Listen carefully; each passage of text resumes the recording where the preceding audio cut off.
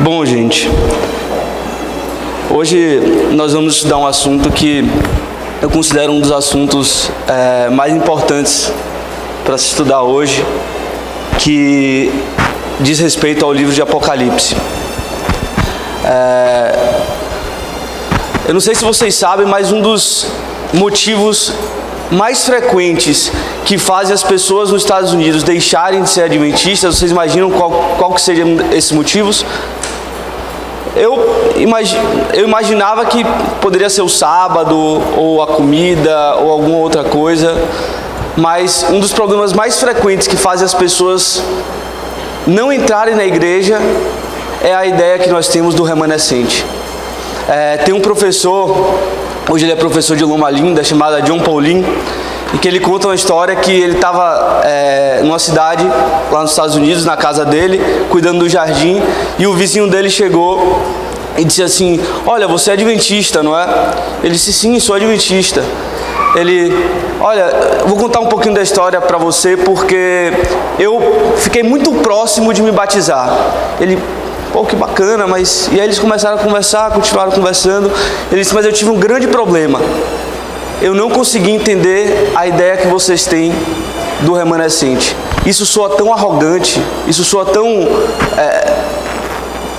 estranho. E hoje a gente vai estudar um pouquinho mais sobre essa ideia do remanescente, que é um dos temas centrais do livro de Apocalipse.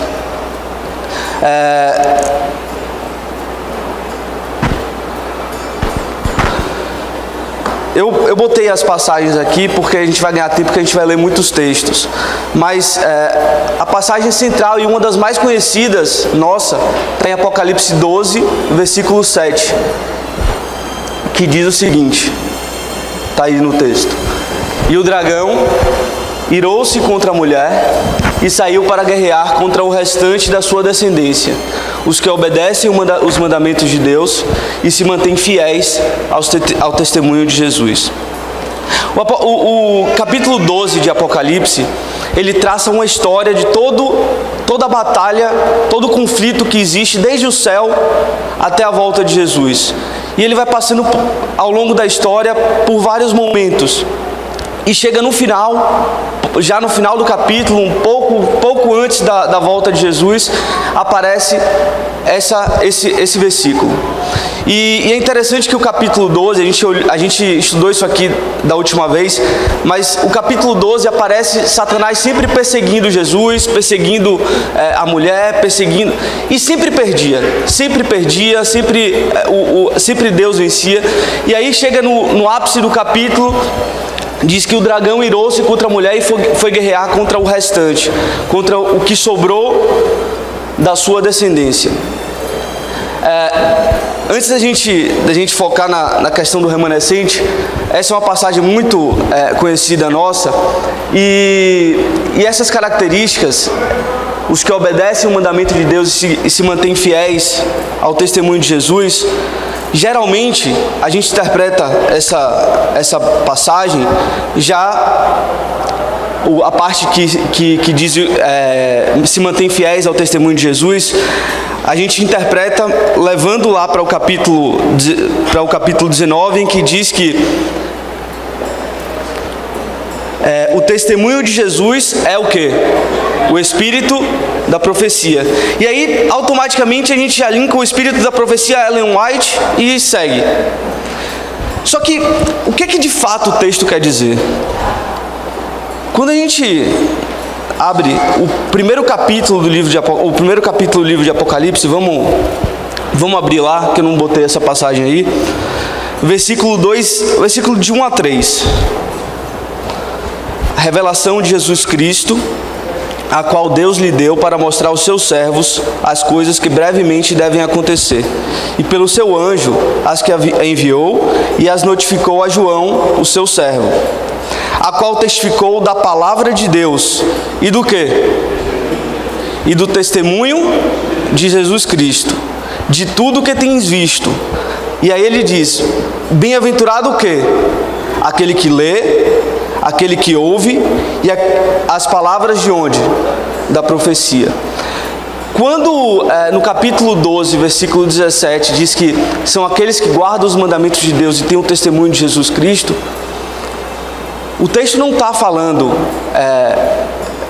de uma profeta que viria. Claro, isso tem uma aplicação, mas o texto em si está dizendo o seguinte: preste atenção ao remanescente, que ele irá falar sobre as profecias de quê? Do livro de Apocalipse.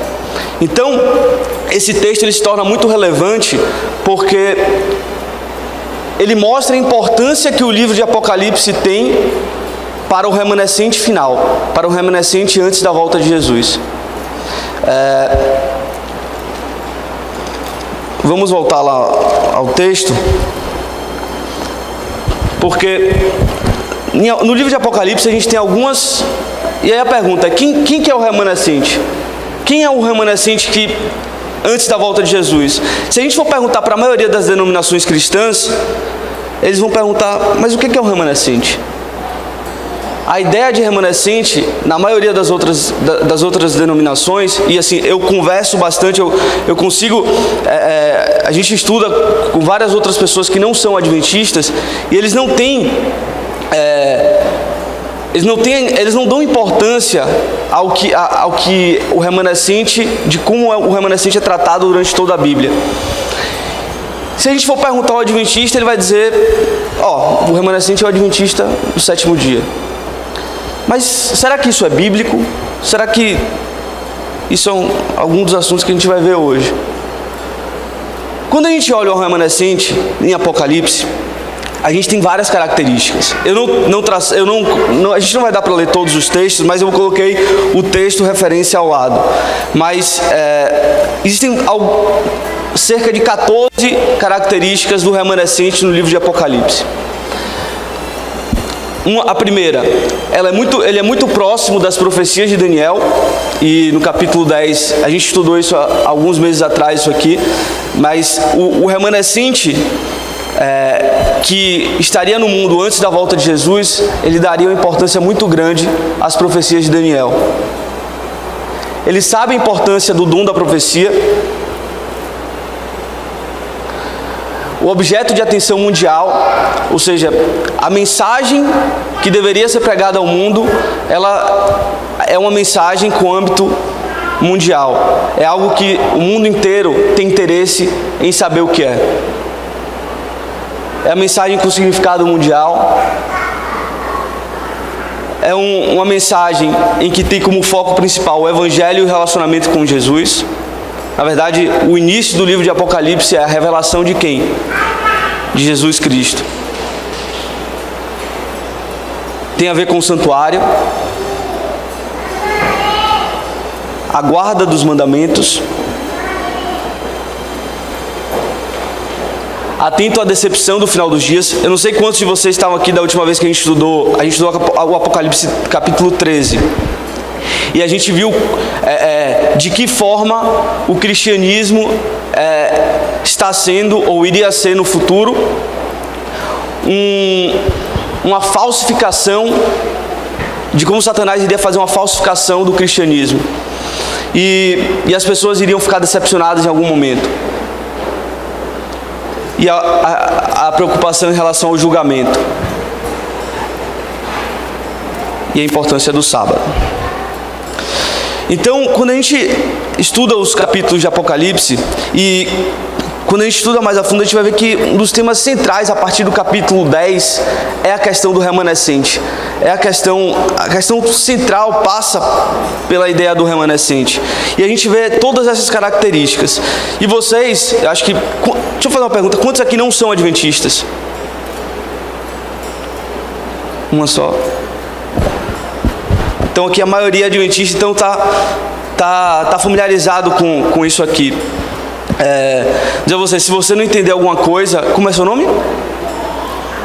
Adriana? Se você não entender alguma coisa, Adriana, não se preocupe.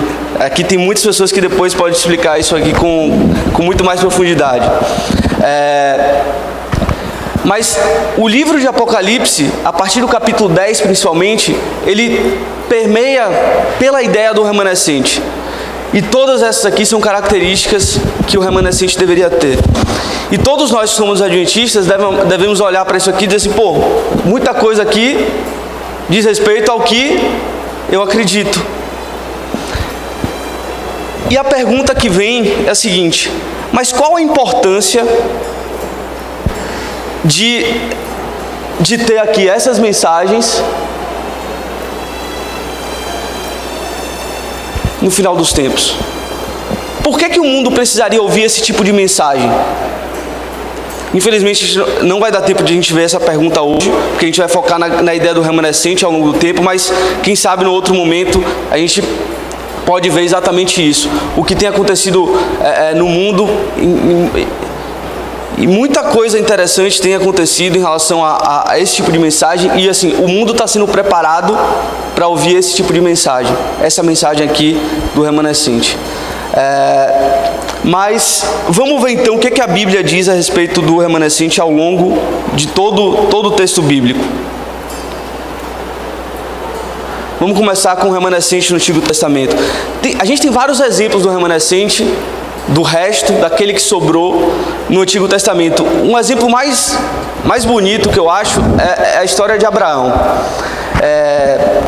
Quando a gente vê a história de Abraão foi uma resposta de Deus para a rebelião que o povo fez na Torre de Babel.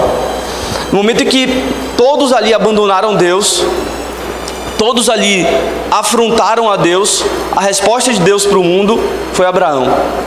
Então, Abraão foi o remanescente que deveria o quê? Através dele deveria vir o quê? A bênção para todo mundo. Mas vamos ver a história de Israel, que também é um remanescente. Quando a gente vê lá em Êxodo, eu não coloquei a passagem, eu acabei esquecendo. Êxodo capítulo 19, se vocês puderem abrir lá, versículos 5 e 6. Deus tinha um plano para Israel. Desde o começo, Deus tinha uma ideia para Israel, que diz o seguinte: agora, pois, se diligentemente ouvirdes a minha voz e guardardes o meu conserto, então sereis a minha propriedade, peculiar dentre todos os povos, porque toda a terra é minha, e vós me sereis reino de sacerdotes e povo santo. Pergunta: qual o papel do sacerdote? Qual era o papel que o sacerdote tinha em Israel? Intercessão. Eu acho que uma das coisas que mais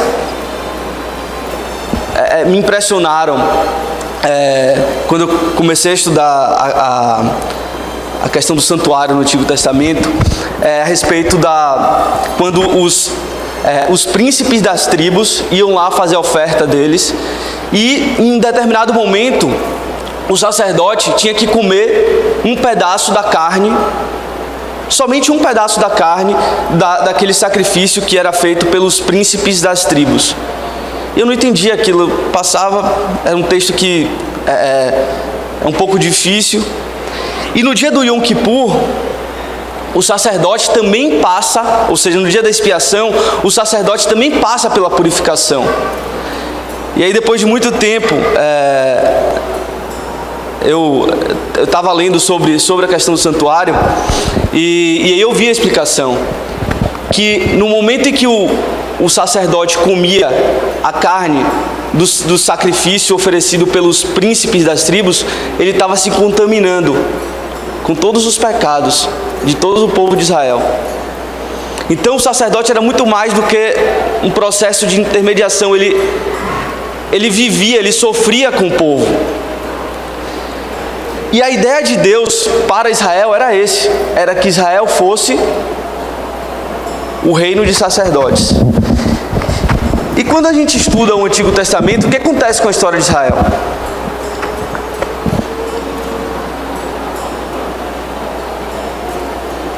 Israel falhou. E a história do Antigo Testamento é uma história do início ao fim. de momentos de falha. É um momento em que eu trouxe aqui alguns momentos, mas tem vários outros. Na época dos juízes, Salomão, Jeroboão, Acabe, Manassés, o cativeiro babilônico, a ocupação dos povos depois. Israel falhou na missão. Israel não cumpriu a visão que Deus tinha preparado para ele. E a pergunta, mas Israel não era o remanescente de Deus? Não era aquele povo que tinha sido escolhido para poder cumprir uma missão que Deus tinha dado para ele? E a pergunta é, qual foi a resposta de Deus para Israel? E aí vem a resposta, o remanescente fiel. E aí você pergunta, pô Ricardo, mas Israel não era o remanescente?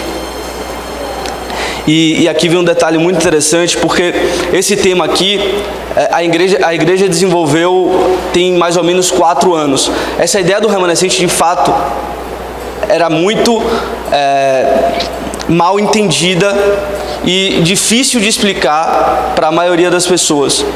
E depois de muito estudo, muita oração, a igreja desenvolveu um grupo de estudiosos e eles publicaram um livro com o título O Remanescente, tem mais ou menos uns 4 anos. E vem exatamente traçando essa ideia. Quando a gente estuda o Apocalipse, durante toda a Bíblia, a ideia do remanescente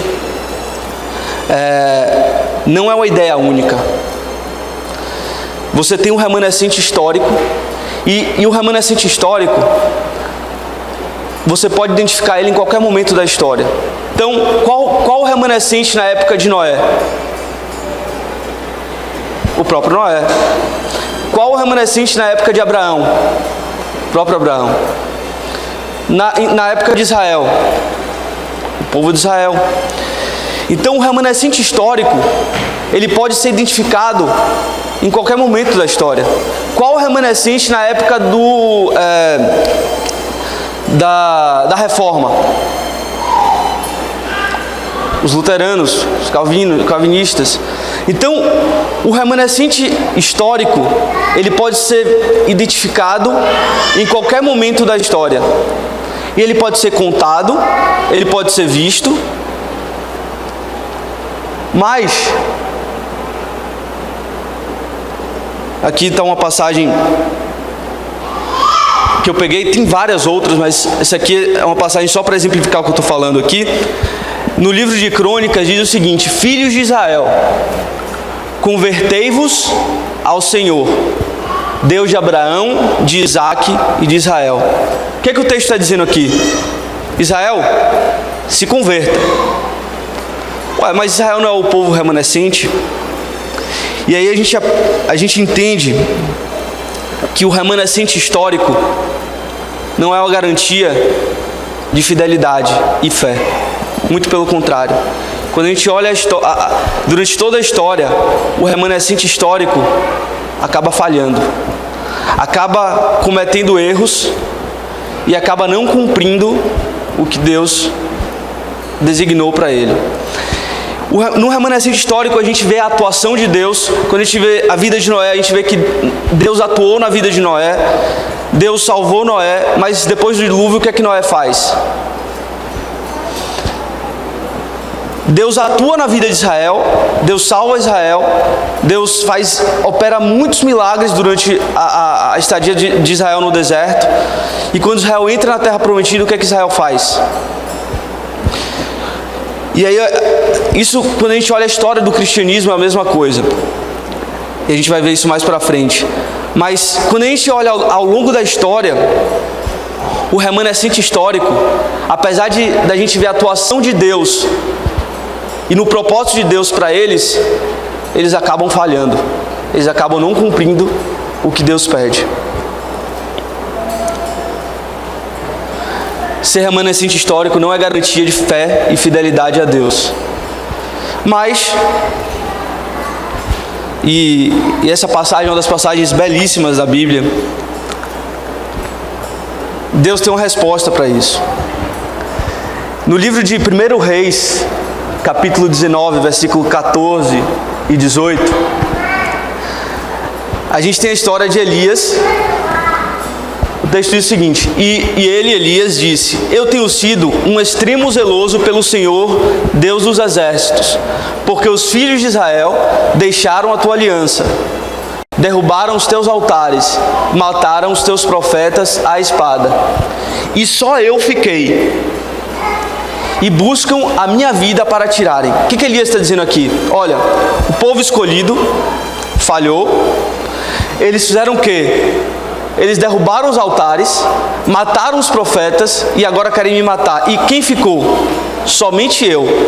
E aí Deus responde a Elias de uma forma belíssima. Ele diz o seguinte: disse o Senhor, também deixei em Israel 7.000, todos os joelhos que não se dobraram a Baal e toda a boca que não beijou. E aí Deus diz assim: olha, Elias, você pode achar que todos me abandonaram, que todos derrubaram os meus altares e mataram os meus profetas, mas ainda existem 7.000 que se mantiveram fiéis. Ainda existem 7.000 que não se influenciaram pela religião e pela cultura dos povos vizinhos. E aí a pergunta que vem: quem era Elias? O profeta, que deveria o quê? Falar ao povo a mensagem de Deus. E o próprio profeta não sabia disso. E existem outros exemplos, mas pelo tempo não dá. Mas quando a gente olha a ideia do remanescente fiel, primeira pergunta: ele pode ser visto? Pode ser contado? Mas quem contou? E quem sabe? Então nós não sabemos. Só quem sabe quem é. Então, a ideia do remanescente fiel na Bíblia é um grupo de pessoas que não pode ser contado, que não pode ser visto, que só quem sabe quem é: Deus. Isso é algo muito profundo quando a gente vê a questão do remanescente ao longo do tempo. Porque muito mais do que uma igreja, porque muito mais do que um povo escolhido, a gente viu o povo escolhido historicamente, ou seja, na visão humana, ele falha. Ele, na maioria das vezes, não cumpre o que Deus pede.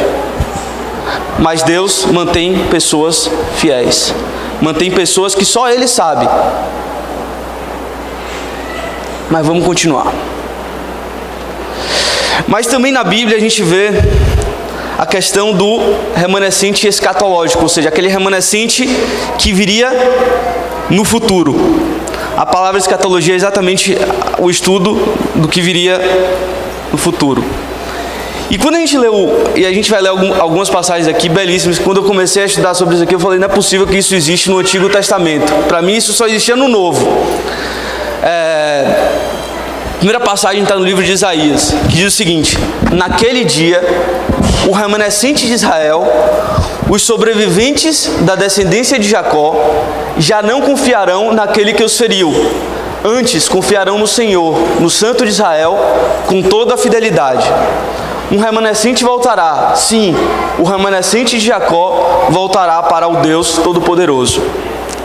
Isaías está dizendo que e essa expressão naquele dia diz respeito ao tempo do fim. Toda vez que Isaías usa a expressão naquele dia ele usa muito isso, diz respeito ao fim dos tempos.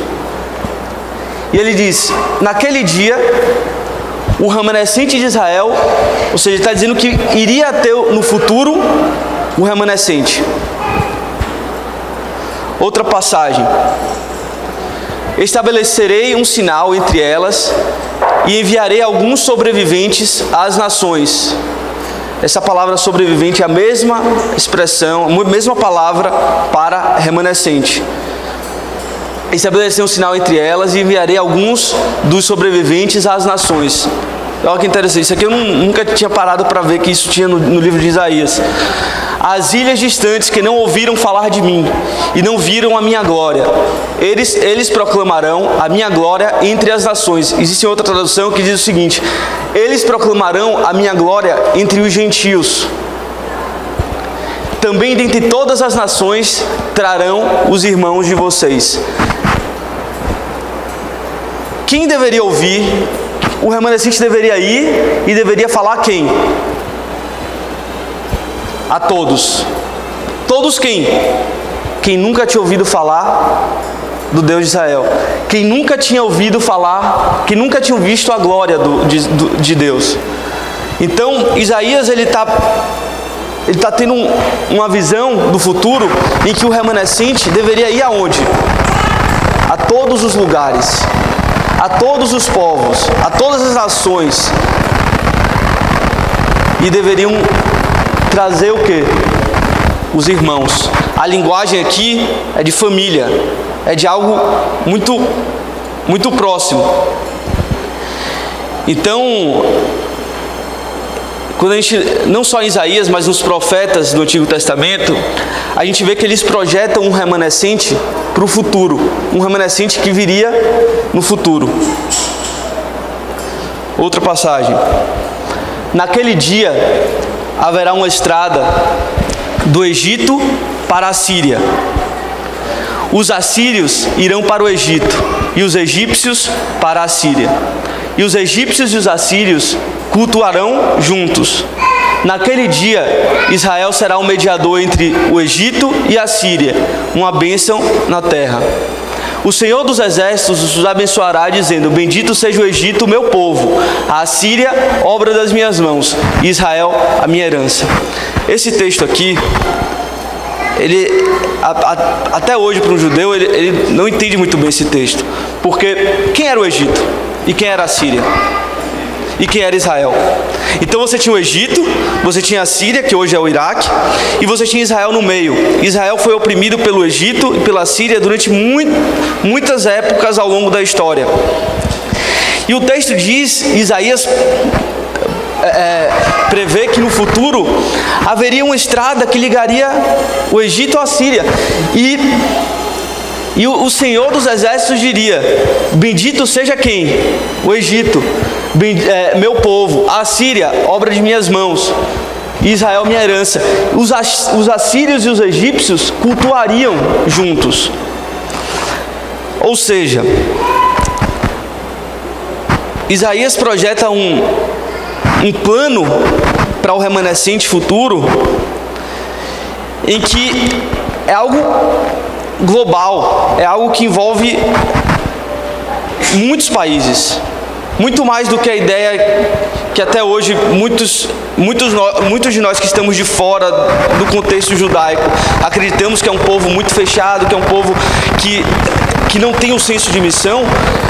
Quando a gente estuda o Antigo Testamento, a gente vê que desde o começo o plano de Deus era que todos adorassem juntos. Vamos imaginar que estamos nos dias de Isaías. Então nós vimos o quê? Que existe o remanescente histórico, o remanescente fiel e o remanescente escatológico.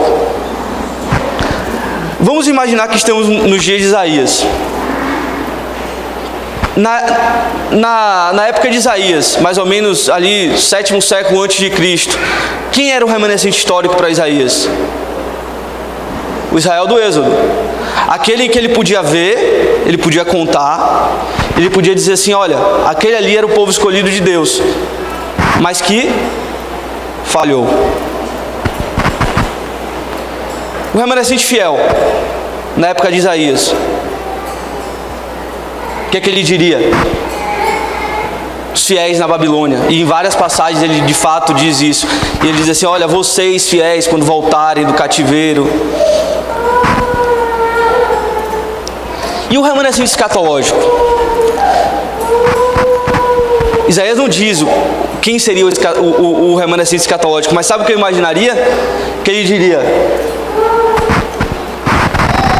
de fato foi a igreja cristã, a gente viu aqui, mas sabe o que eu acho que ele diria? E aí não sou eu, mas esses professores que estudaram disseram o seguinte: provavelmente Isaías diria que seria um povo voltando do cativeiro, que aquele ali seria o remanescente escatológico. E de fato, quando a gente olha a história, quem foi o remanescente escatológico da visão de Isaías? A igreja cristã. A igreja cristã foi designada por Jesus para ir aonde? Aos confins da terra e pregar a todas as nações, toda a tribo e língua. Agora vamos imaginar Isaías nos nossos dias. Vamos imaginar que Isaías ressuscitou, está aqui, e a gente pergunta: Isaías, você sabia que hoje, no mundo, 2 bilhões de pessoas acreditam nos seus livros? Mais de 2 bilhões de pessoas proclamam e dizem que são fiéis às palavras do seu livro. Certamente Isaías diz assim: eu não vi isso acontecer. Eu não imaginaria que isso acontecesse. É muito maior do que eu imaginava. De fato, eu tive a visão, mas eu nunca poderia imaginar que tomaria tamanha proporção. Algo tão pequeno, um povo tão pequeno perante vários impérios poderosos, Egito, Assíria, depois vem vários outros povos. Eu nunca poderia imaginar que se tornaria algo tão grande. Mas vamos ver no Novo Testamento, a questão do remanescente no Novo Testamento. E aí, trouxe o texto de Paulo aqui, que é um texto bacana também para a gente ver. Pergunto, pois, acaso Deus rejeitou o seu povo? De maneira nenhuma. Eu mesmo sou israelita, descendente de Abraão, da tribo de Benjamim. Paulo está perguntando, né, na retórica dele: será que Deus, quem é o povo de Deus na visão de Paulo? Israel. Será que Deus abandonou Israel?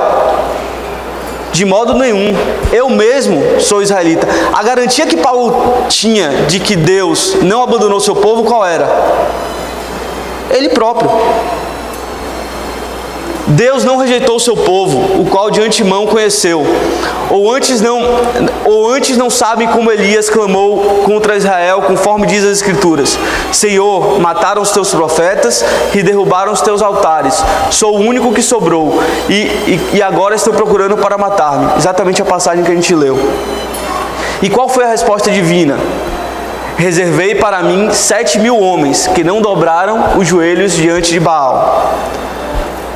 Assim, hoje também há um remanescente escolhido pela graça. Vamos imaginar que a gente está nos dias de Paulo. Mesma coisa que a gente fez com Isaías. Para Paulo, quem era o remanescente histórico? Israel. Israel do Antigo Testamento. Ele diz isso na passagem, em diversas passagens. Quem que é o remanescente fiel para Paulo, na época de Paulo? Aqueles judeus que acabaram seguindo a Jesus. Ele mesmo se diz: olha, vamos voltar aqui só para... Hoje, também há um remanescente escolhido por quê? Pela graça.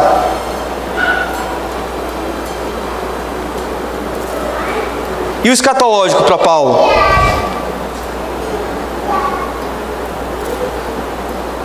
A igreja do tempo do fim, diversas vezes ele diz exatamente isso.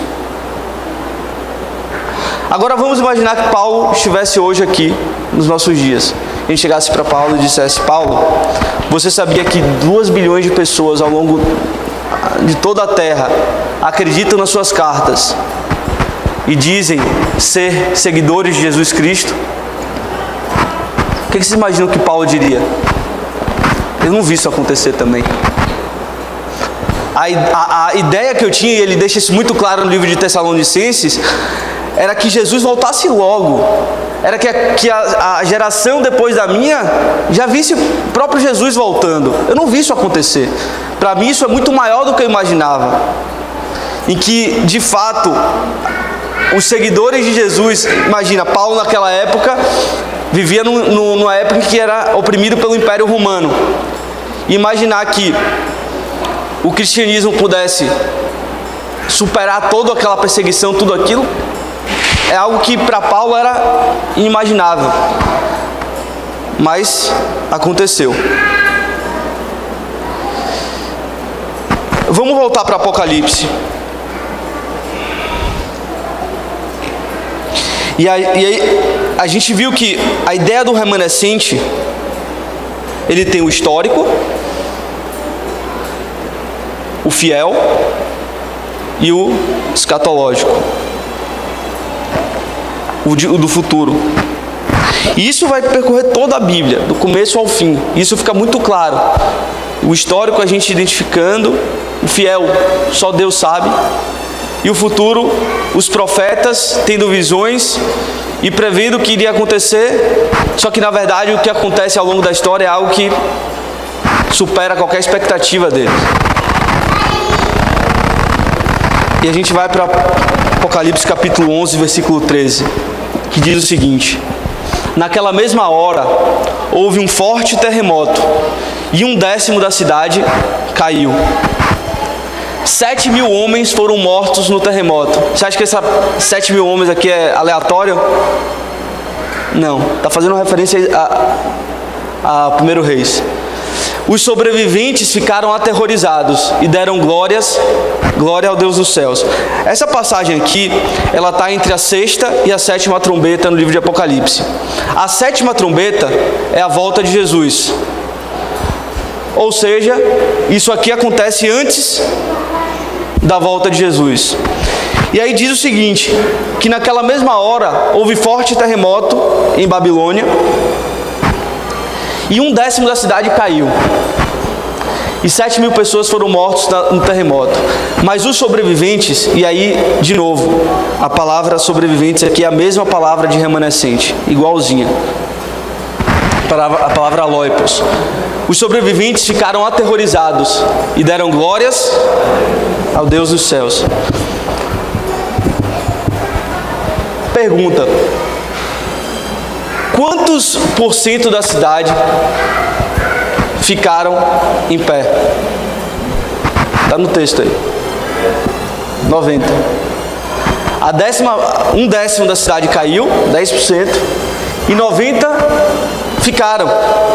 E o texto diz o quê? Que essas pessoas que ficaram aterrorizados e deram glória ao Deus dos céus. Só que quando a gente vai para uma outra passagem que é muito conhecida nossa, tem algo muito interessante, que fala a respeito também da última mensagem a ser pregada ao mundo, que diz o seguinte: e vi outro anjo voar pelo meio do céu, e tinha um evangelho eterno, para proclamar aos que habitam sobre a terra, e toda nação, e tribo, e língua, e povo, dizendo com grande voz: temei a Deus, e dá-lhe glória, porque é vinda a hora do seu juízo. E aqui um detalhe interessante, porque a expressão temei a Deus e dá-lhe glória é exatamente a mesma expressão do capítulo 11, versículo 13 de Apocalipse, que diz o quê? E os sobreviventes ficaram o quê? E deram o quê? Existe um link muito grande entre as duas passagens, e o povo de uma passagem da outra passagem, pelo texto bíblico ali, é a mesma expressão, a referência clara. Ou seja, os sobreviventes que ficaram aterrorizados, eles deram glória ao Deus dos céus. A mensagem de Apocalipse capítulo 14 diz o quê? As pessoas temeram a Deus e deram glória.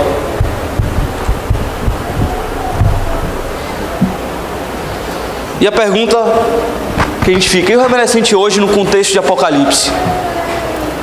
E o remanescente, a gente viu o remanescente ao longo da história, no Antigo Testamento, no Novo Testamento. E o remanescente no livro de Apocalipse, nesse contexto de conflito final em que a gente vive. Quem é o remanescente histórico?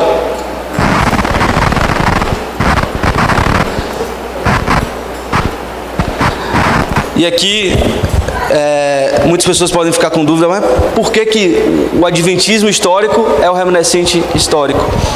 E hoje, infelizmente ou felizmente, Deus sabe, o único povo que tem essa mensagem clara e a identidade e a consciência de que essa mensagem deve ser pregada ao mundo inteiro é o adventista do sétimo dia. Não existe nenhuma outra denominação que estuda o livro de Apocalipse e entende que existe uma última mensagem a ser pregada pelo mundo, e é que essa mensagem ela deve alcançar a todos. Mas o que a gente viu ao longo da história?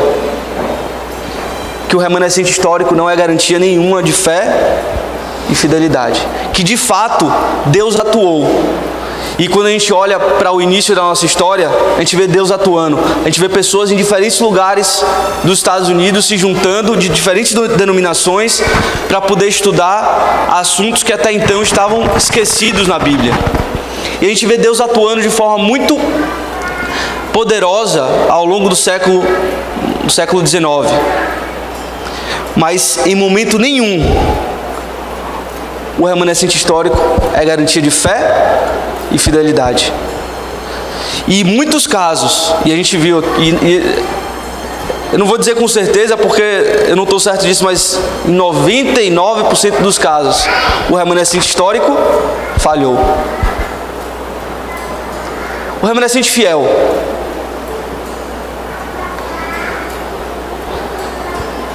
aqueles que ainda têm o senso de missão, o senso de que de fato essa mensagem ela é importantíssima para os nossos dias. O mundo precisa ouvir a mensagem que está no livro de Apocalipse. E a gente viu no primeiro versículo, no capítulo 12, versículo 17, exatamente as características do povo remanescente, que deveria o quê? Guardar os mandamentos de Deus e ter o testemunho de Jesus Cristo. E a gente viu que o testemunho de Jesus Cristo, ele é uma das missões que João tem para poder falar no início do livro de Apocalipse. No começo do livro tem lá, que fala a respeito do testemunho de Jesus Cristo e bem-aventurado aquele que lê as palavras dessa profecia. Ou seja, e aí eu faço uma meia-culpa para a gente, que nós que estamos dentro da igreja. Eu converso com muitas pessoas da igreja, de diferentes lugares, e impressionante a quantidade de pessoas que estão entrando na igreja e que não têm a consciência dessa mensagem. Que estão entrando na igreja muitas vezes por pressão de ter que bater um número em batismos, e a gente muitas vezes acaba esquecendo da nossa identidade, de como nós nascemos. Isso não está muito tão presente aqui no Brasil, mas isso está acontecendo muito nos Estados Unidos e na Europa. Muito. E o remanescente escatológico? A gente viu que nos dois exemplos que a gente viu aqui no Antigo Testamento e no Novo Testamento, Isaías imaginou algo, mas que se ele tivesse hoje aqui, ele diria, foi muito maior do que eu imaginava. Porque ainda que o cristianismo seja cheio de falhas, e de fato a história do cristianismo está repleto de coisas vergonhosas, você tem 2 bilhões de pessoas que são testemunhas de que Jesus Cristo ressuscitou na cruz, que Jesus Cristo veio para salvar o mundo. E nesse contexto, quando a gente olha para o irmão católico, ele é um remanescente histórico também. A Igreja Apostólica Romana, ele é uma testemunha do que Jesus fez nos primeiros séculos.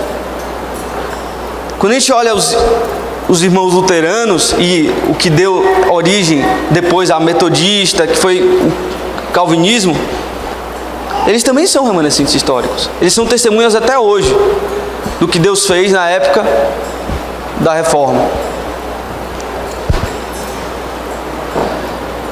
Mas eu imagino que da mesma forma como Isaías se surpreenderia Da mesma forma como Paulo surpreenderia se ele visse hoje o que aconteceu com a mensagem que eles pregaram, eu acho que a gente também vai se surpreender muito. Ou se nós não estivermos aqui, as gerações que vierem vão surpreender muito. E quando Jesus voltar, nós vamos nos surpreender muito com o que aconteceu com essa mensagem que deveria ser pregada ao mundo todo. Pela primeira vez ao longo de toda a Bíblia, e a gente viu isso em Apocalipse 11, versículo 13, o remanescente não é tratado como poucas pessoas, como um grupo pequeno de pessoas, mas como a maioria.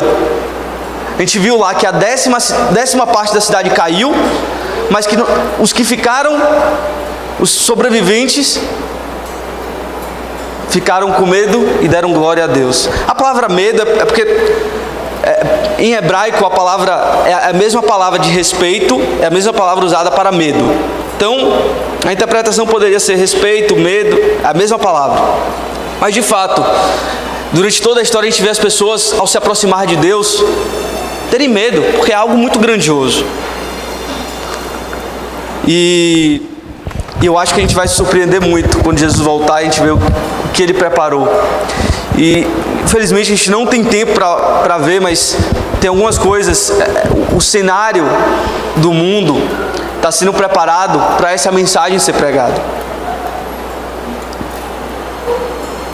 E eu termino com uma história que o próprio John Paulin contou.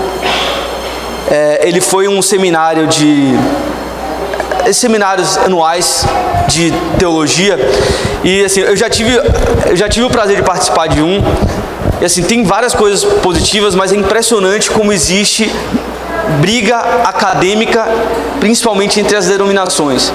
Então, tem lá a sala de estudos luteranos, aí as pessoas vão para lá, só que os calvinistas vão para lá para poder debater com as pessoas, e acaba realmente acontecendo em diversos momentos muito tensos de debate, discussão. E em um desses encontros, teve um encontro entre o grupo adventista e o grupo dos luteranos. E eu não sei se vocês sabem, mas o Lutero, ele não gostava muito do livro de Apocalipse. Eram dois livros que ele dizia que não deveriam estar na Bíblia, que era o livro de Apocalipse e Tiago. E o professor John Paulin, ele teve a missão de passar essa mensagem naquele encontro. E ele disse que ficou morrendo de medo, porque ele sabia que iam ser momentos muito tensos. E quando ele acabou, ele disse que foi um dos momentos mais chocantes da vida dele. O representante do grupo dos luteranos entendeu a mensagem. Chegou para ele na sala e disse o seguinte: eu tenho convicção aqui de que a mensagem que você tem é uma mensagem muito importante, e ninguém hoje está preparado para fazer isso no seu lugar. E por isso nós te damos a nossa bênção, e para você ir falar dessa mensagem para todos os outros colegas. Ele disse que nesse momento ele não estava entendendo muito bem o que acontecendo, mas ele sentia a presença de Deus. E naquele momento os luteranos deram a bênção a ele, dizendo: olha, pode ir, porque se você não for, não tem ninguém preparado para ir. E a mensagem que fica para mim, e quando eu falo dessa mensagem aqui, eu não estou pregando para vocês, eu estou pregando para mim também, é que muitas vezes, eu vi isso aqui algumas semanas atrás, não sei se foi aqui em outro lugar, a respeito de uma tese de mestrado que estava fazendo do significado de ser adventista, do significado de sermos a igreja. E aí a pessoa que falou, não lembro agora onde foi, estava dizendo o seguinte: olha, o significado é: eu sou perdoado, eu perdoo porque eu sou perdoado, eu amo porque sou amado. De fato, nós estamos aqui porque Jesus morreu na cruz por nós. Mas se nós não tivermos a mensagem de Apocalipse na nossa mente, e esse senso de que de fato essa mensagem precisa ser pregada, nós estamos falhando. E eu peço a Deus, eu sei que a Adriana não é adventista aqui, mas se algum dia você se tornar adventista, não se torne porque a comunidade é legal e as pessoas aqui te tratam bem. Isso é importante. Mas eu sou adventista porque eu entendo que Deus tem uma mensagem e essa mensagem precisa ser pregada hoje. Que Deus possa nos ajudar a cada dia fazer isso com amor, fazer isso da forma, pedir a Deus que a gente faça isso da forma que Jesus faria em nosso lugar.